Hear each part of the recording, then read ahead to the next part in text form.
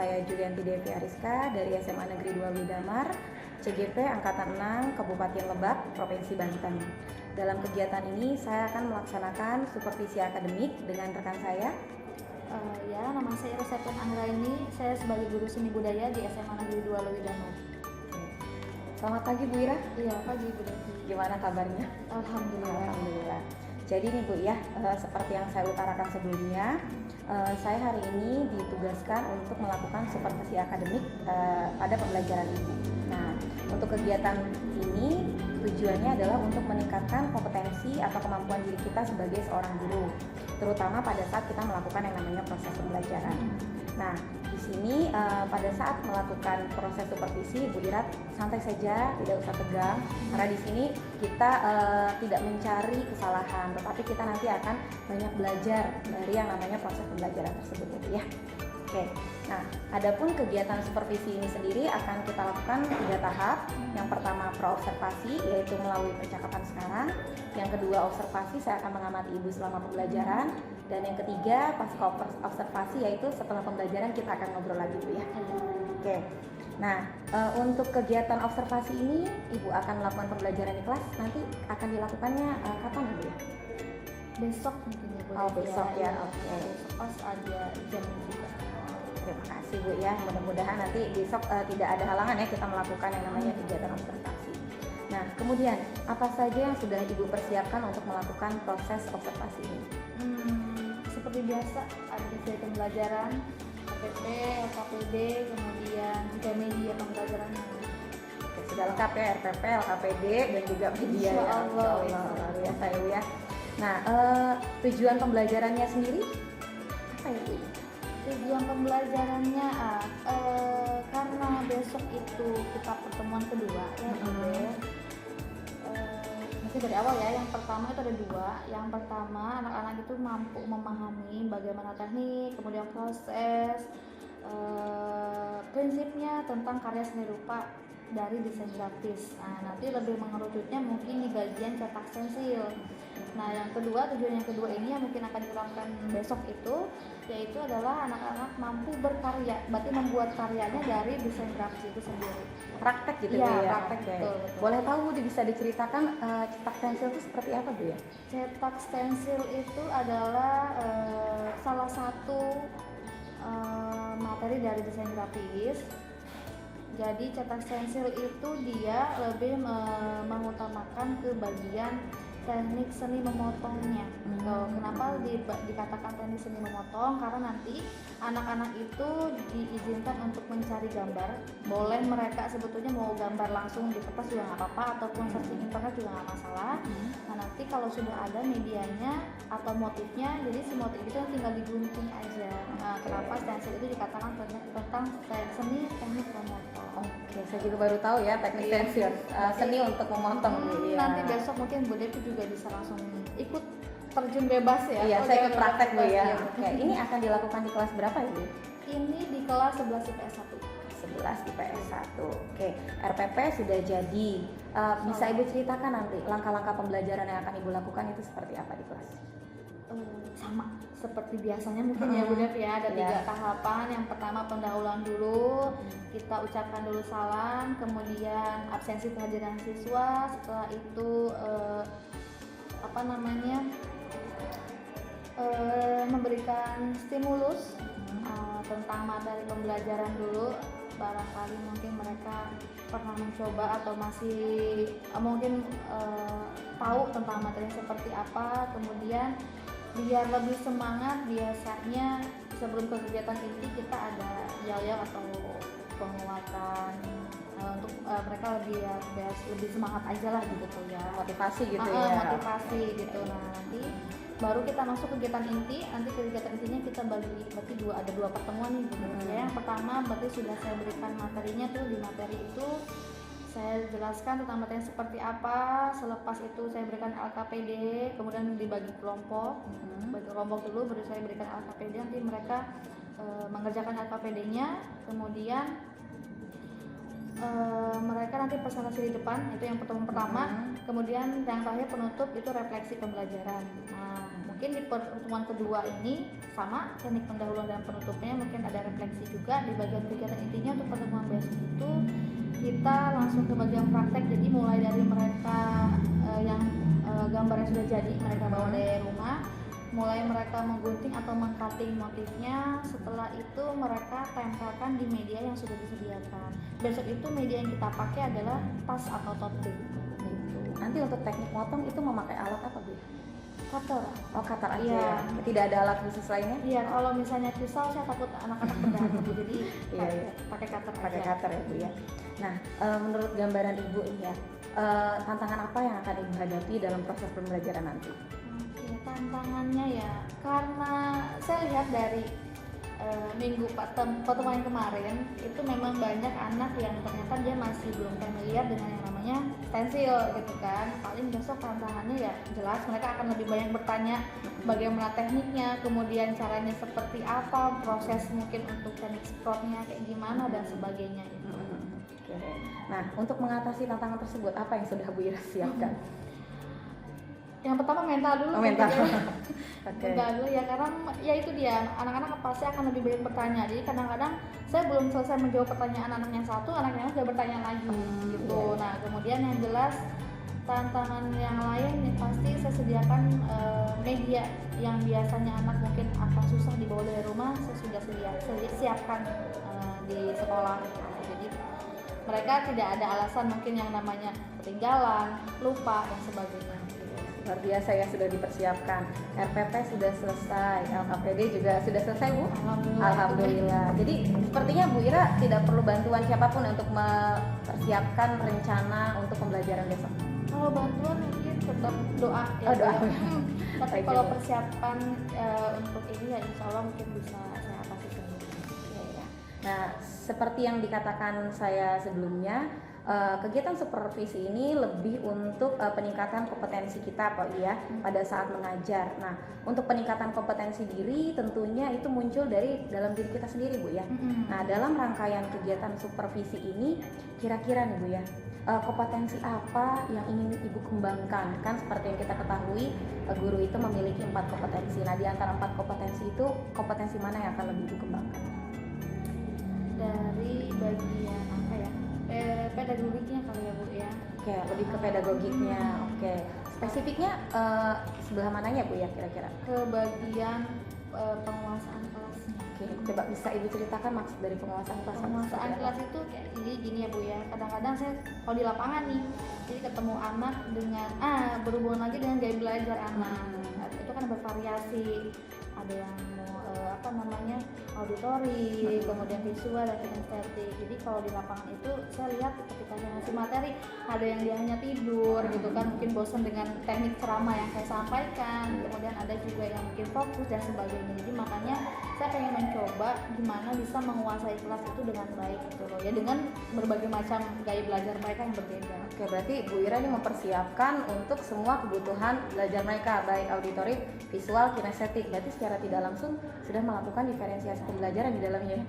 Kurang lebihnya mungkin Kurang ya Bu, lebih tapi seperti itu. terlepas itu mungkin betul atau tidaknya ya saya sedang mencoba juga, masih belajar juga. Oke, jadi lebih penguasaan kelas ya Bu ya. Iya. Jadi nanti indikator keberhasilan pada saat Ibu Ira melaksanakan hal tersebut supaya kompetensi Ibu Ira itu muncul, itu indikatornya apa kalau sudah berhasil?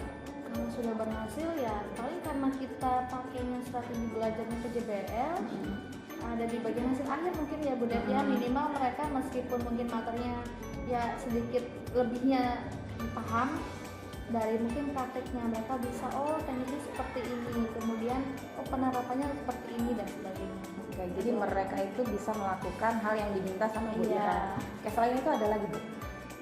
Apalagi ya? Nah, apa alasan kenapa mereka dikelompokkan Bu? Ya, tadi kan dikelompokkan di awal itu ya. Nah betul, itu kenapa sih saya pilih dikelompokkan, selain dari mungkin dari tahapan yang tadi strategi yang saya pakai, kelompok belajar itu buat saya mereka nanti jatuhnya akan lebih mungkin bersemangat Bu, karena biasanya ada yang juga tidak percaya diri kenapa saya kerjanya sendiri dan sebagainya gitu. Kemudian dari kelompok belajar itu mereka bisa belajar diskusi dengan temannya, bekerja sama, kemudian sedikit berikutnya mereka bisa aktif belajar. Oke, di sini berarti pedagogik pengelolaan kelas dalam hal keaktifan siswa Bu ya. Jadi mereka aktif di kelompok, kemudian bisa saling berkolaborasi. Secara tidak langsung berarti melaksanakan yang namanya pembelajaran sosial emosional ya. Mungkin ya, bisa betul. jadi ya, Oke. karena dari gaya belajar kita kan juga berpengaruh. Ya, berarti saya catat Bu ya, Ibu akan mengembangkan kompetensi pedagogik terutama pengelolaan kelas dan juga ada pembelajaran sosial emosional. Oke, Bu, baik, saya rasa cukup untuk percakapan praobservasi ini. Mudah-mudahan nanti pembelajarannya besok Bu ya berjalan dengan lancar Bu ya. Amin, amin. Nah, mungkin ini saja yang bisa saya tanyakan ke Ibu. Akhir kata, wassalamualaikum warahmatullahi wabarakatuh. Waalaikumsalam.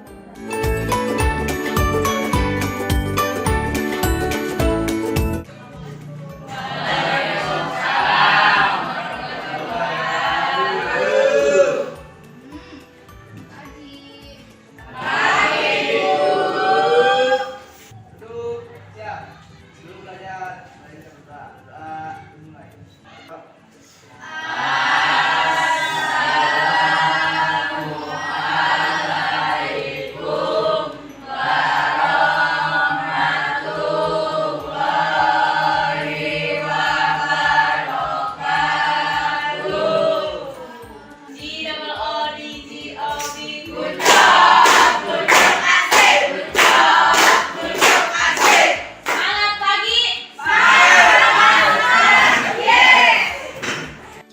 Siapa yang tidak hadir hari ini? Kita hari ini mau praktek tentang teknik stensil. Tapi sebelum kita praktik, Ibu pengen persepsi dulu nih ke kalian. Masih ingat gak materi yang sebelumnya? Stensil itu ada di materi tentang seni grafis. Oke, seni grafis itu apa? Ada yang bisa jawab? Iya, Bunda. Seni grafis adalah seni dua dimensi yang menggunakan media cetak. Ya. Contohnya sablon. Nah, sekarang itu kita mau belajar membuat atau mempraktekkan bagaimana proses membuat stensil. Nah, yang minggu kemarin Ibu minta untuk disiapkan, hari ini sudah siap? Oke, sudah siap.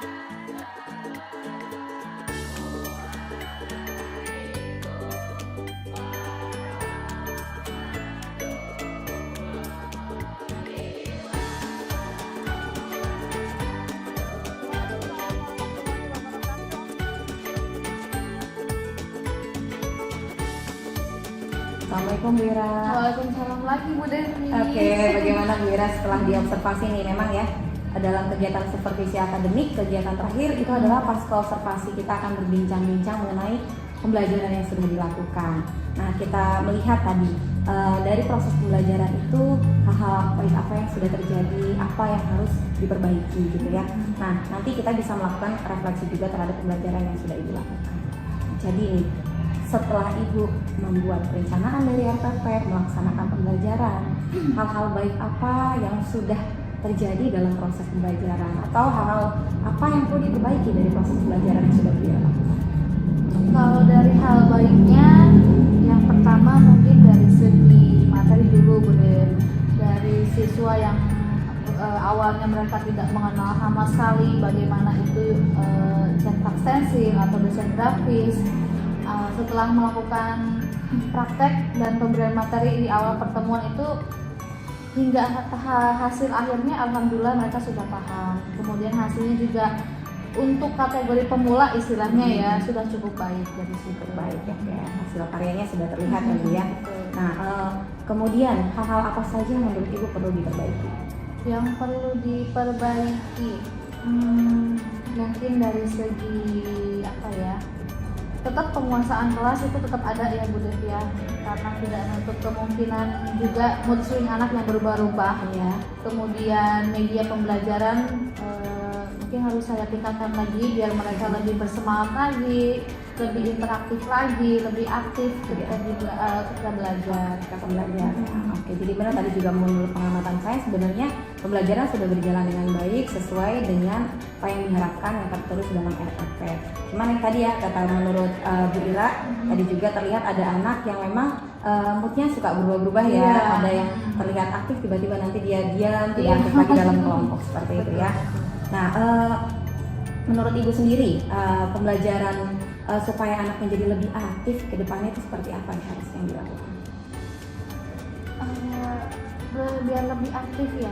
Kalau materi jelas bisa dibuat bervariatif.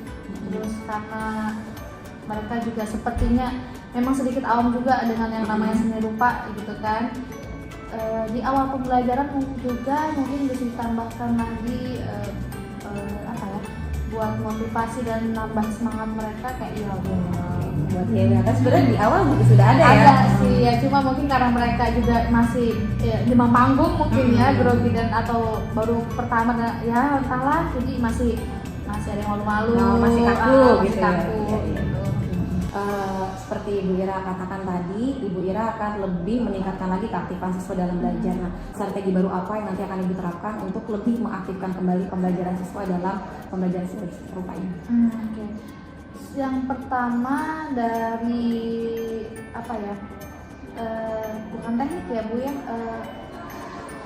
Cara belajar ya, tadi kan sudah dibuat berkelompok. Nah itu kan mungkin masih kelompok besar ya, karena satu kelompok kan saya buat 5-5. Jadi masih ada yang aktif, ada yang tidak juga.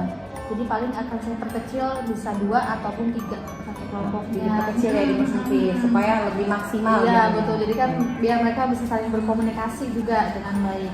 Terus satu lagi mungkin dari media kali ya, yang biasanya sudah disediakan di awal, akhirnya mereka mencari sendiri media yang bisa mereka pakai. Kita akan melakukan refleksi dulu ya. Nah, setelah Ibu melaksanakan kegiatan supervisi ini mulai dari awal, dari praobservasi, observasi, kemudian sekarang pasca, bagaimana perasaan itu? Saya kalau tanya soal perasaan ya Bu ya, itu nano ya Bu ya. Campur aduk. Iya, antara ya karena pencapaian itu kan kadang-kadang tidak bisa diukur juga ya. Anak-anak sudah bisa ikut pelajaran saja, kadang-kadang sudah alhamdulillah gitu. Tapi kalau misalnya saya lihat dari awal hingga akhir, setelah semua yang saya lakukan gitu ya, meskipun belum maksimal, cukup bahagia, cukup senang. Anak-anak sudah paham materinya, mereka juga sudah bisa berkarya dengan baik gitu kan. Dan saya lihat dari mereka juga sepertinya have fun juga gitu loh belajarnya, karena kan kalau misalnya kita materi tidak diimbangi dengan praktik juga biasanya anak-anak juga suka pusing sendiri gitu.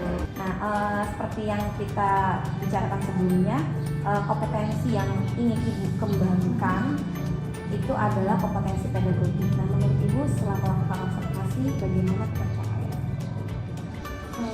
sebagai manusia tidak merasa lebih baik ibu, tetap masih kurang aja. Tapi kalau saya lihat itu dari awal hingga akhir, dari segi pengolahan kelasnya atau pedagogiknya, nah sudah lebih baik dari yang sebelumnya lah gitu. Oke, saya sudah mengamati juga anak-anak jadi lebih bahagia lah intinya ya karena ada praktek. Karena sebelumnya tidak ada praktek Bu ya. Iya. Baru materinya ya. Oke. Nah di sini kompetensi apa lagi nanti yang akan Ibu kembangkan selanjutnya setelah proses observasi ini? Kan mungkin kompetensi ada banyak nih. Nanti Ibu akan lebih mengembangkan di bagian mana lagi? Yang saya masih belajar sampai saat ini tuh mungkin dari segi gaya belajar anak ya Bu ya. Itu kan sulit sekali untuk membedakan mana siswa yang dia mungkin cara belajarnya itu dengan cara statis, mungkin auditori ataupun visualnya gitu. Meskipun misal di awal saya sudah membagi mereka dalam sebuah kelompok, juga tetap aja karena pengamatan itu kan tidak bisa dilakukan dalam satu kali gitu kan, harus dengan ya berulang-ulang. Mungkin bisa dilakukan tes diagnostik biasanya itu untuk mungkin ya. mengetahui gaya belajar. Nah mungkin nanti saya juga bisa berkoordinasi dengan guru BK mungkin ya Bu ya. Iya, bisa ya untuk mengetahui yang namanya gaya belajar. Nah, Iya. pada saat Ibu sudah mengetahui gaya belajar lebih detail pada siswa, itu apa yang akan Ibu lakukan selanjutnya? Berarti strategi pembelajaran juga yang saya lupa Strategi. ya. Oke, bagaimana strateginya? Pembelajaran yang yang berdiferensiasi mungkin ya Bu ya. Oke, ya pembelajaran berdiferensiasi seperti yang di awal sebenarnya Ibu sudah melakukan beberapa pembelajaran berdiferensiasi ya. Sedikit banyaknya Iya, mungkin ya Bu ya. banyaknya ada yang diferensiasi proses, konten, sama yang namanya produk tadi. Ibu di awal itu sudah melakukan yang namanya diferensiasi kontennya karena beragam materi. Nah, kira-kira nanti Ibu akan lebih mengembangkan lagi diferensiasinya di bagian mana? Hasil, berarti produk ya? Iya. Seperti apa tuh gambarannya? Kalau saat ini belum terpikirkan ya Bu, karena banyak sekali ya. Jadi paling sebisa mungkin saya cari yang tidak terlalu menyudutkan siswa, tapi siswa tetap senang bersemangat ketika saya proses pembelajaran gitu aja sih Mbak. Kan pada saat pembelajaran teknik stensil ini kan siswa bikin produk ya. Ya. Nah, produknya itu buat tadi tas gitu ya, tote bag. Nah, untuk proses pembelajaran selanjutnya mungkin nanti akan di kelas tahun berikutnya. Nah, kira-kira apakah akan tetap seperti itu atau akan ada perubahan? Kalau lebih enaknya sih mungkin yang berbeda ya Bu ya. Atau mungkin lebih membebaskan siswa untuk buat kreasi sendiri. Berkreasi. Gitu. Jadi produknya tidak hanya itu ya, Iya. bisa beragam, terserah bagaimana siswanya gitu. Oke. Nah, untuk melakukan strategi pembelajaran tadi Ibu ya, Ibu katanya nanti akan melakukan yang namanya pembelajaran berdiferensiasi. Nanti apa yang akan Ibu lakukan untuk bisa menerapkan itu? Apa saja nanti hal-hal yang akan Ibu lakukan untuk bisa melakukan itu? Mungkin saya bisa berdiskusi ya atau sharing dengan sama guru seni budaya, Iya. mengikuti MGMP mungkin ya Bu ya, MGMP, karena biar bisa sharing. Kemudian yang pastinya saya cari materi juga, mungkin materi yang saya kasih ke anak kurang lengkap ataupun kurang banyak ya, biar lebih lengkap lagi, lebih detail lagi gitu. Terus kalaupun ada kesempatan bisa juga mungkin dengan diklat kali ya. Nah, kira-kira di antara banyak rencana tersebut, hal mana yang akan Ibu lakukan dalam waktu dekat? Yang paling terdekat dan yang paling mudah mungkin mencari materi atau referensi lain gitu. Referensi ya. Kapan akan Ibu lakukan? Secepatnya, Secepatnya. Bu. Yang jelas ya, karena ini sudah selesai melakukan pembelajaran, berarti kan saya juga punya refleksi kan selebihnya. Oke, luar biasa Bu Ira ya, sangat bersemangat ya. Oke, dalam melaksanakan rencana tersebut dukungan apa yang Ibu butuhkan? Yang pertama moral ya, karena mood itu tidak hanya anak, guru juga butuh mood yang baik ketika saat mengajar. Dan yang tidak kalah penting lagi adalah dukungan material. Karena yang namanya praktik itu membutuhkan biaya juga. Kadang-kadang kalau kita bebankan ke anak juga kasihan, karena kita lihat mungkin ekonomi anak ada berbeda-beda juga, ada yang mampu dan tidak mampu. Mudah-mudahan sekolah bisa mendukung ya Bu ya, memberikan dukungannya. Alhamdulillah Bu Ira, terima kasih atas bantuannya untuk kegiatan supervisi akademik ya. Semoga nanti ini memberikan manfaat ya buat Wira dan saya, supaya nanti proses pembelajaran kita ke depannya menjadi lebih baik. Terima kasih banyak Wira ya. Sama-sama. Semoga sukses